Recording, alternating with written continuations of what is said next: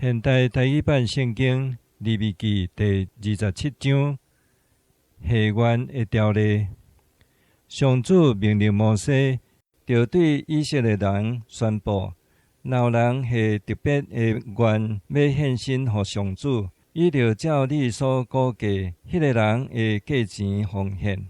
照圣所的规定，20岁到60岁，查甫人550公克的银，查某人342公克的银；5岁到20岁，查甫人228公克的银，查某囡仔114公克的银；满月到5岁，查甫囡仔57公克的银，查某囡仔34公克的银；60岁以上，查甫人171公克的银，查某人114公克的银。下元的人若散赤，袂当照规定的价钱奉献，就着去祭司遐，互祭司照迄个人的财力甲伊估价。若有人献精生做礼物予上主，就甲迄只精生分别做成，毋通用别只替换。无论是用好的换歹的，还是用歹的换好的，若用精生替换精生，两只拢着分别做成。人献予上主做礼物的精生，若无清气，就着带迄只精生去祭司遐，祭司着照精生的好歹估价。祭司估价偌济就是偌济，迄人若一定要赎回，就着伫估价的价钱以外加添1/5。若有人甲厝奉献予上主，祭司着照厝的好歹估价，祭司估价偌济就是偌济。甲迄间厝奉献予上主的人，若要赎回，就着伫估价的价钱以外加添1/5，厝才通行。若有人将继承的土地的一部分奉献予上主，就照迄块地会当也偌济种子来估价。若会当也大麦20公斤，价钱就是570公克的银。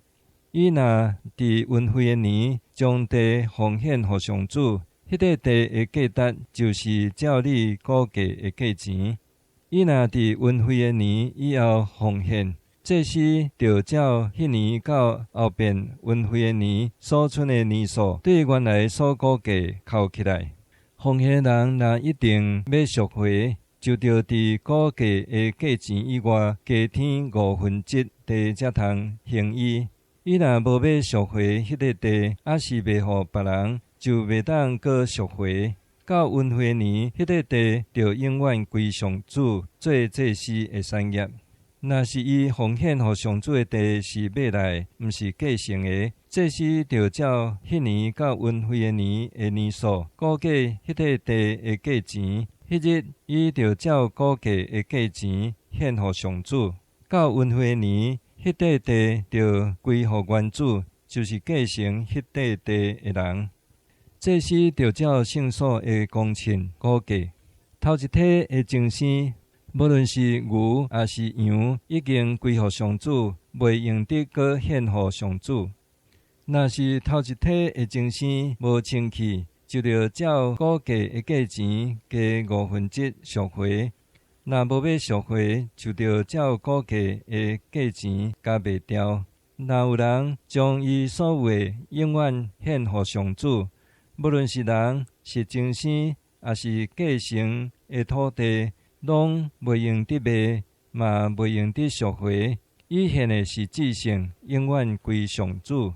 献予上主着完全毁灭的人，袂用得赎回，伊一定着受处死。土地出产的物，无论是五谷还是树顶的果子，1/10拢是上主的，是圣的。若有人要赎回，这1/10的物就加1/5。牛群甲羊群经过木者管仔下，逐遍算到第10只，迄只就奉献予上主。无论好歹，拢毋通替换。若替换，两只拢着分别做成，袂用得赎回。以上这个是上主伫西奈山通过摩西对以色列人颁布的命令。